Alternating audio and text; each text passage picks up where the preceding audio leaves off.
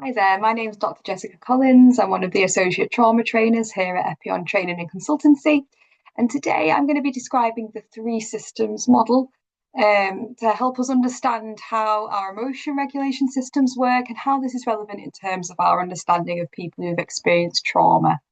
Crucially, I suppose we're going to be thinking about these three systems and how they become unbalanced for people who've experienced trauma.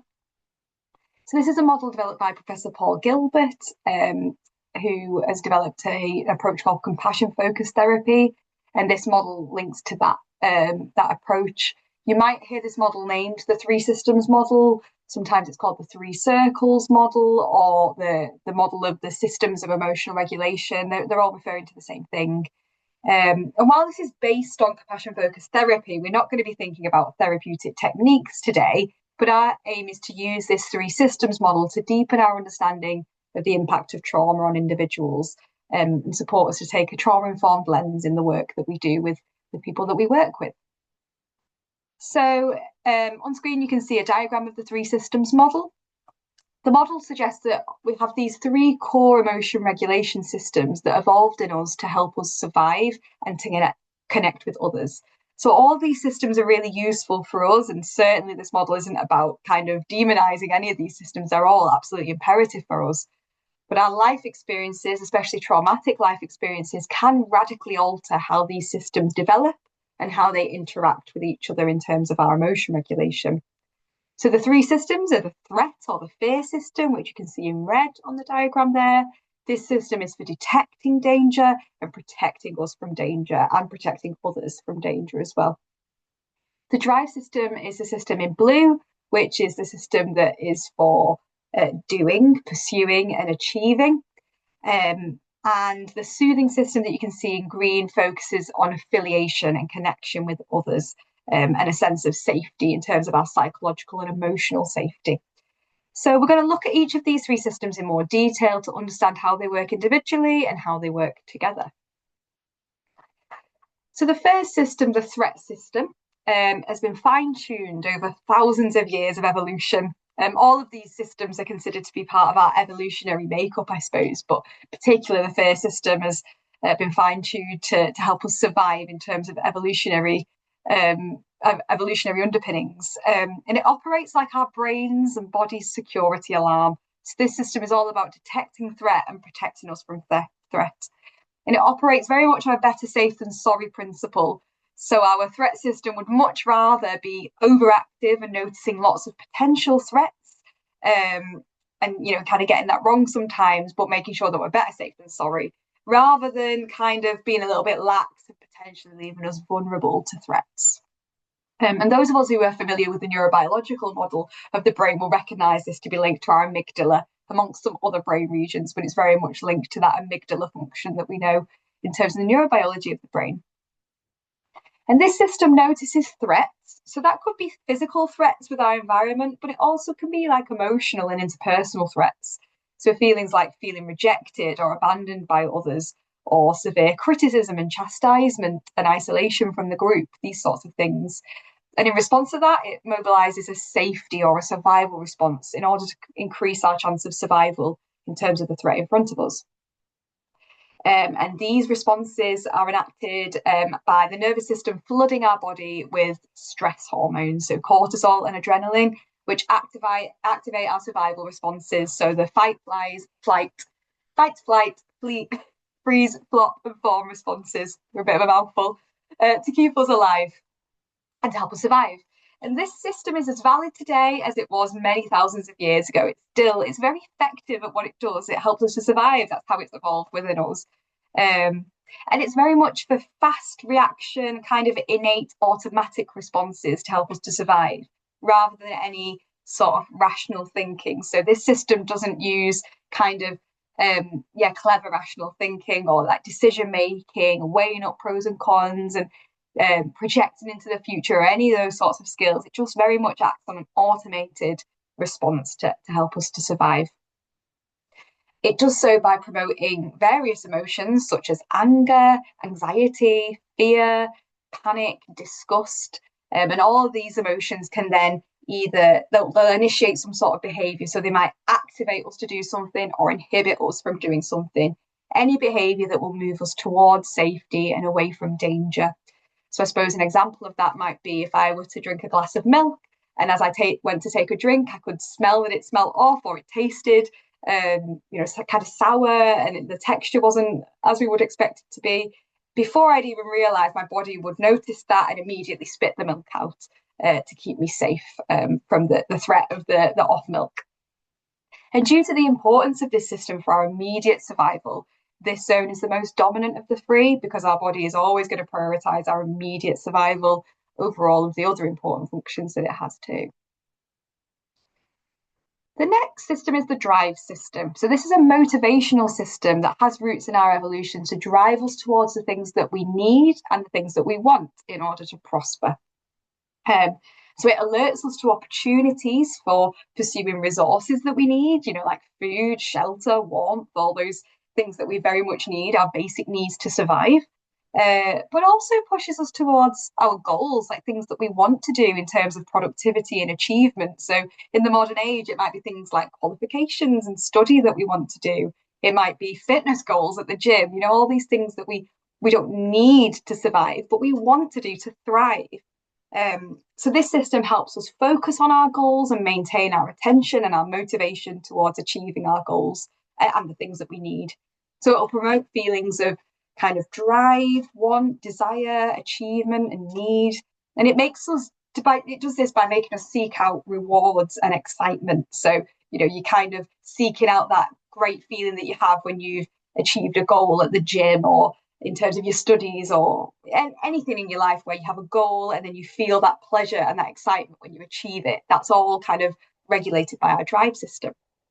And when we achieve our goals, this is reinforced. That feeling that we have is because dopamine is released in our brain. So when we achieve something, dopamine is released, and that makes us more likely to want to do that again. It makes us go back and achieve our goals, want to achieve our goals time and time again.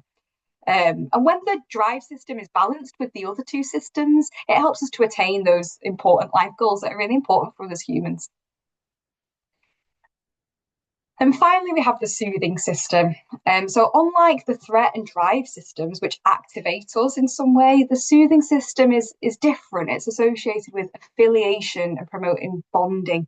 And it uses the neurotransmitter oxytocin to promote connection with others and soothing for others and from others, and even soothing of ourselves, like a self-soothing thing.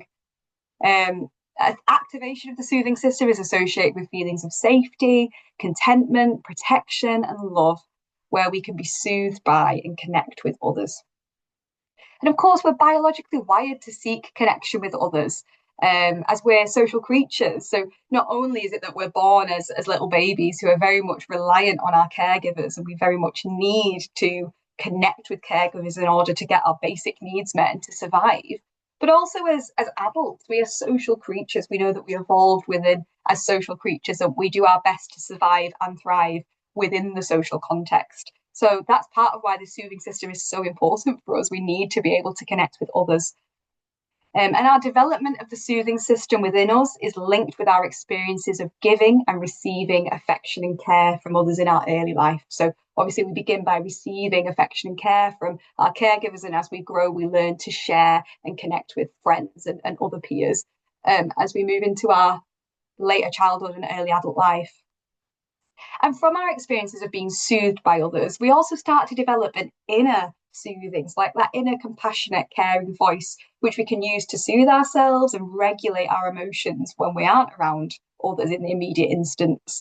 So when the soothing system is strong and it's balanced with the other systems, it kind of acts like a compassionate inner parent telling the threat and drive systems, it's okay, thank you for being active, thank you for trying to protect me, but it's okay, you're safe and you can rest now.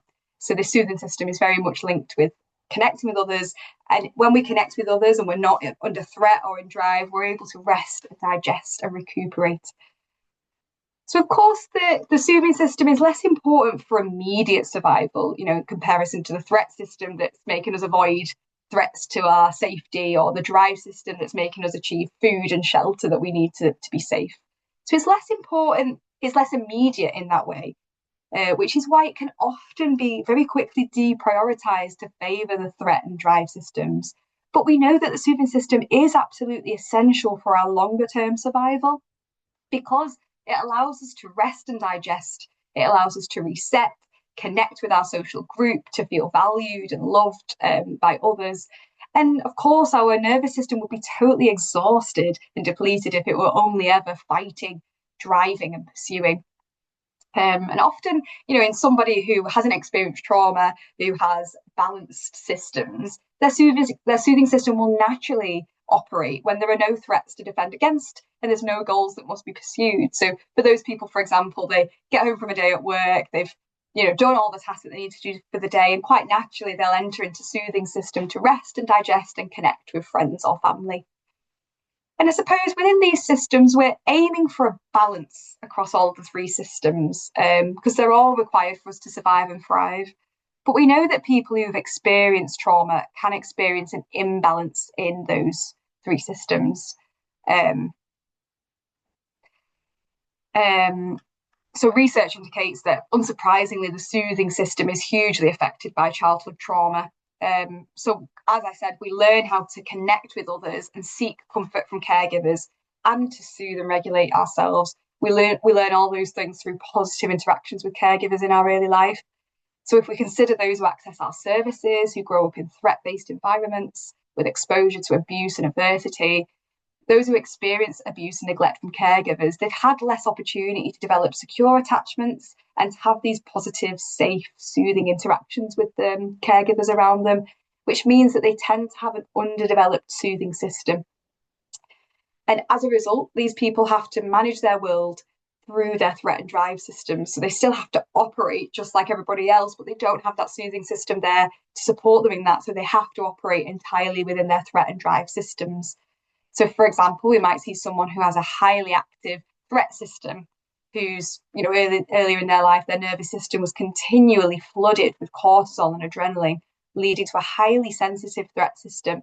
So these people might be hypervigilant to threat, appear to frequently see threats in their environment, and frequently engaged in survival mode. So we might see behaviours that indicate that they're frequently in fight, flight, freeze, and fawn mode. We might see people who've learned to overactivate their drive system to get their needs met because they've not got a soothing system that can meet their needs for them, or they've not got those affiliations with others. So an unbalanced drive system could lead to pursuing achievement in an unrelenting way and often unhelpful way that can lead to high stress, physical health conditions related to stress, mental health difficulties and depression and burnout. And we can often see perfectionist traits in these individuals because the meaning that they've taken from their early experiences is that I'm not going to experience affiliation, connection, and soothing, but the only way for me to achieve some degree of positive regard from other people is to excel, achieve, and pursue things using my drive system to reach success, I suppose, where there isn't that sense of soothing or connection with others. And of course, what we know is that experiencing trauma can result in significant attachment disruption, meaning that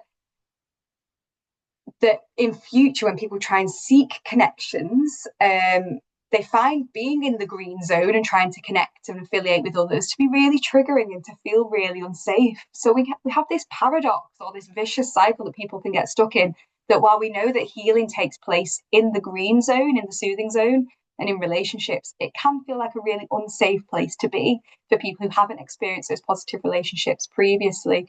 So for this reason, we might find people seeking alternative methods to seek soothing that don't involve interactions with others, like using substances or self-harm, or perhaps people seeking a sense of connection, but with other people who are unsafe places to seek that connection, which can make people really vulnerable to exploitation.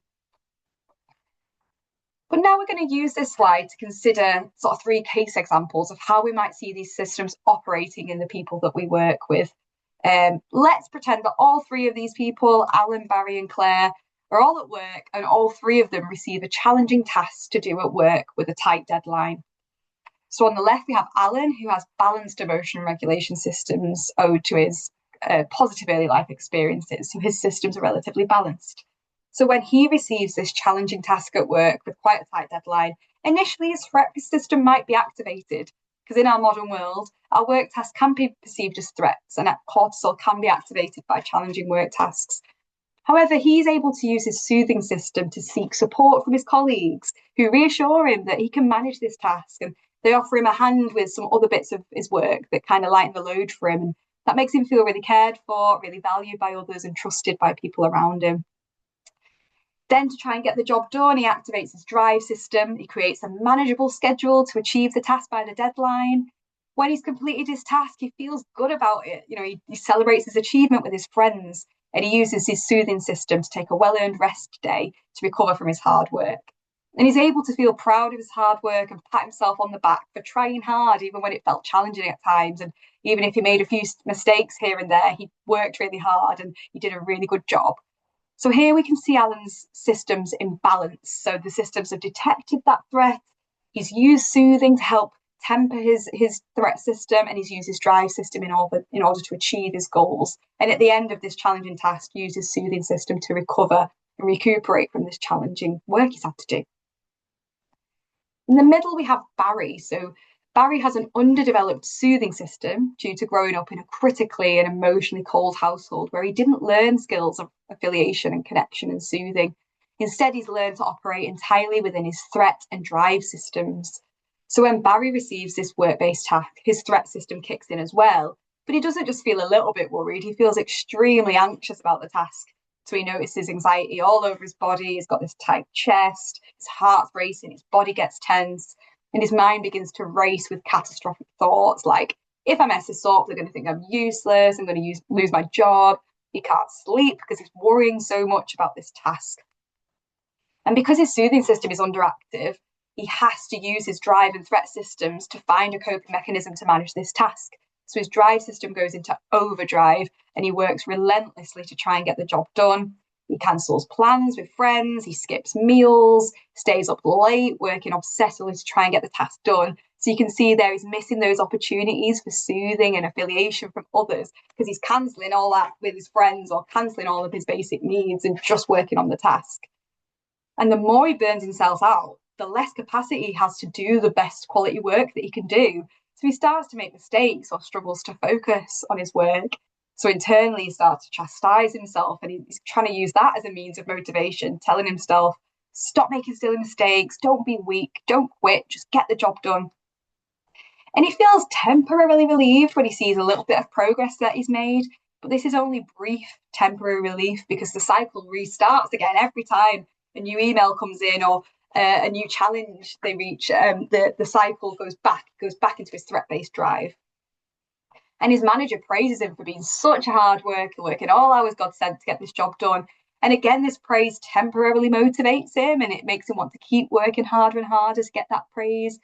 But he's got his other colleagues and his partner at home that are joking that he's a total workaholic. We never see you anymore. And he feels like he can't win either way. So that's another threat that comes up for him. And because his soothing system's underactive, he can't allow himself a rest or a pause without feeling guilty or anxious. So these feelings of guilt and anxiety are just more threats that he's perceiving, once again activating his threat system. So his only coping mechanism is to work himself into the ground until the task is done. And by the time it's complete, Barry can't even feel the pleasure of achieving the task anymore because he's simply exhausted, depleted, he's emotionally flat. He's totally lost his confidence in what he was able to do, and he's just simply waiting for the next challenge to come along that's going to trigger this cycle all over again. So this model helps us to recognise that Barry's response to this is simply how his nervous system has adapted based on his early life experiences. So essentially, he's using the only coping mechanisms that he has at this time to manage this challenge in his life. Finally, Claire on the right of the diagram. So Claire has a history of adverse early life experiences, including abuse and neglect. So her emotion regulations have adapted in such a way that her threat system is highly sensitive and entirely dominant, while her drive and soothe systems are both underactive. So when she receives this work task, instantly her threat system is completely activated, her body is flooded with cortisol and adrenaline. She feels panicky, overwhelmed, extremely distressed. Her mind fills with self-critical thoughts like, I can't do this, I'm stupid, they're going to sack me. And of course, this is all perceived as such high threats. So her nervous system is initiating a survival response. For her, it might be that a survival response is to freeze. So she feels totally frozen, incapacitated, or paralyzed. She doesn't know what to do. She cannot activate her mind to focus on the task. And the more that she tries to focus on the task, tries to do something, the more difficult it feels because she's not in a place to be able to use her cortex to function. So that further activates her threat system because every time she tries, she feels like she's failed. And of course, as her drive system is underactive, she's not able to power herself into action to break the task down into manageable chunks or to just do what she can here and there. She simply just feels really stuck and unmotivated. And because her soothe system's underactive, she's not able to reach out and seek support from others or from her manager or to regulate her own emotions with soothing tasks or to offer herself any compassion. Instead, Claire's functioning entirely within her threat system. So therefore, her coping mechanisms are all driven by the threat system as well. So she chastises herself, calls herself stupid and worthless. And by the time the deadline approaches, she hasn't made any meaningful progress, feels ashamed, tearful, and frightened about the consequences. And this isn't because she didn't care or didn't try, but it's because her nervous system was so overwhelmed, she simply wasn't able to make the progress she could have made. So, from a trauma informed perspective, we can understand that Claire isn't lazy or avoidant or unmotivated, but her emotional systems are just doing what they learned to do. So, to brace for danger, shut down, and expect no comfort, essentially. So, when we see people who, maybe even if those of us who do therapeutic work with our clients, or those of us who support clients, in terms of their day to day tasks, we might see people who seem stuck, disconnected, or dysregulated, avoidant, or some people who appear really high functioning, but we know that they're struggling. And this model can help us ask which of their systems are dominant, which are underdeveloped, and how has this person's nervous system adapted for them to survive based on their early life experiences. And I guess why this matters in terms of trauma-informed practice is from a trauma-informed lens, this three-circle model reminds us that these behaviours are adaptive, they're not dysfunctional, they're just an adaptation to the person's early life experiences. So we might be able to use these models with our clients. We might map this out in quite a creative way to help normalise for them their emotional responses and reduce the shame that they might feel that they're not able to do their work tasks, or they're using substances or other behaviours that they're not wanting to do, but that's simply the only coping mechanism they have at the moment. For other clients, we might not use this model with them, but we might just keep this model in our minds to help us make sense of a client's experiences. And of course, emotional regulation for these clients is helping them to restore balance across the systems. So, likely to try and improve and kind of grow their soothing system. So, essentially, we want to help people to recognize that their soothing system is underactive and for us to offer a sense of safety and connection and compassion for a client to help them begin to activate their soothing system. I guess what we want people to take from our work with us and from our work with this model is the understanding that your threat and drive system is doing exactly what they were designed to do. So there's nothing wrong with your brain. Your brain is doing exactly what it was designed to do, and it adapted perfectly for your early life circumstances. But you've just got stuck in that place, and perhaps we can find a different way to balance your systems now that you're in a different place. So helping people to see if they can use connection with others, self-compassion, and the work with you to help activate and cultivate their soothing system. Thank you. I hope this was helpful to understand the three circles and how it applies to our practice with trauma experienced people. Thanks.